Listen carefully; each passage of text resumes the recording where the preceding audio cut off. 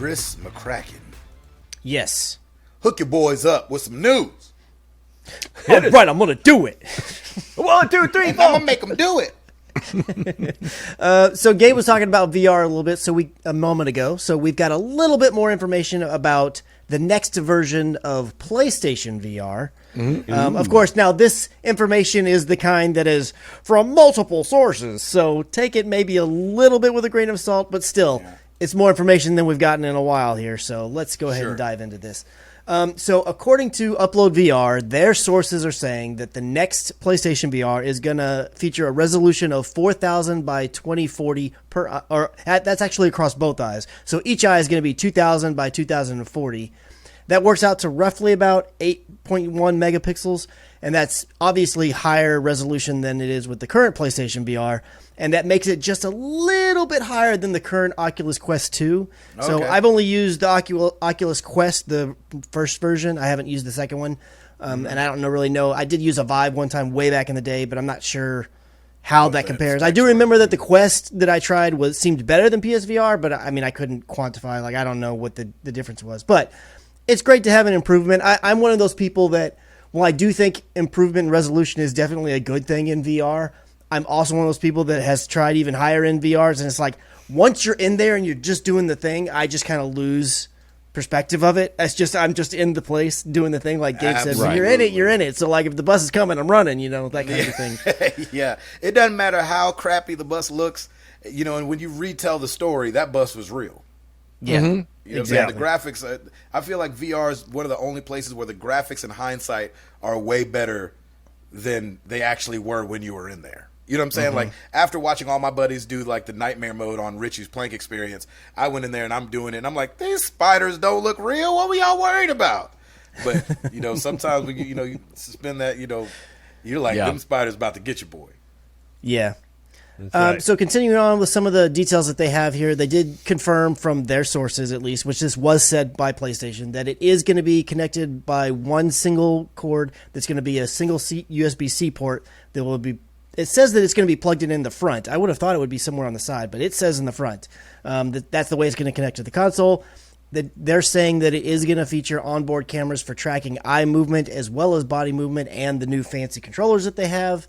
And then they are going to feature a new way to do the lens separation adjustment to help basically make it dial it in for even more people than you could in the PlayStation VR. Because PSVR really just had, you move the thing forward and you kind of like twist it around on your head and you find the sweet spot. Right. So they're going to be introducing a few more adjustment levels on there. So all sounds like stuff that I feel like we probably would expect outside of maybe the resolution. I think that was probably the biggest question mark stuff. But yeah, it sounds like it's shaping up to be pretty cool. We'll have to see. It's still no word at all when it's going to drop or how much it'll be or any of that stuff. So it's not using the camera anymore. They didn't touch on that here, and using onboard cameras like the Quest does. Yeah, I mean that's the way that it seems. And considering that the current version of the camera that came out for the PS5, in some respects is more limited than the previous camera. That would make sense. It's because, but we don't need it for all this VR tracking stuff. Right. Yeah, exactly.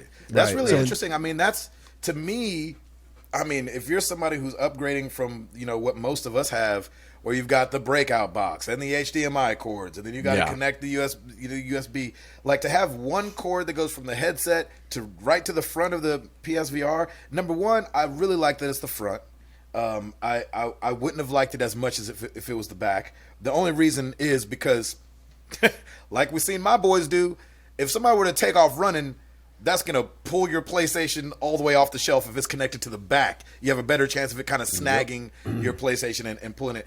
Now, if it's in the front and you take off running, hopefully it just pulls straight out of the front and no harm, no foul.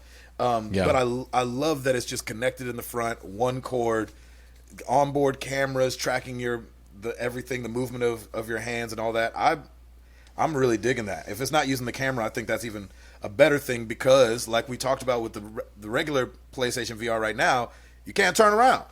You turn around, the camera can't see the lights on the thing, and it can't track you as well. And so this will hopefully give you 360 movement, even though I know people are like, 360 movement, but you still got a wire.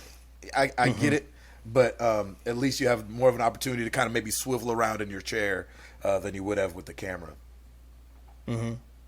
Yeah. The only thing that I can see it being a bad part is, and I guess this is with all VR, but I've noticed it the most using the Oculus outside. The Oculus even says this in their manual, but they say that the sun, it doesn't play well with the sun because the way the sun reflects off the different cameras that are on the front. So we noticed that if we play in the shade, we're fine, but when we play in direct sunlight, and so for some people whose windows might be really close to them or something, maybe they have a little bit more trouble than they would with the way PSVR is set up now.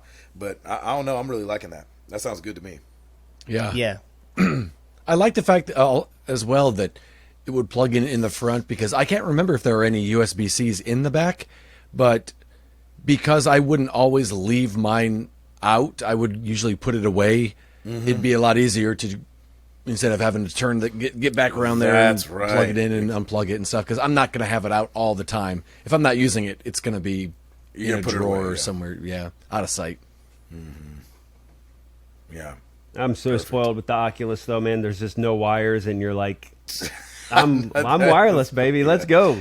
Yeah. You really get spoiled with it. You really do. But you do really tell a difference between the power of things that connect and use a strong video card and, the Oculus, I feel like.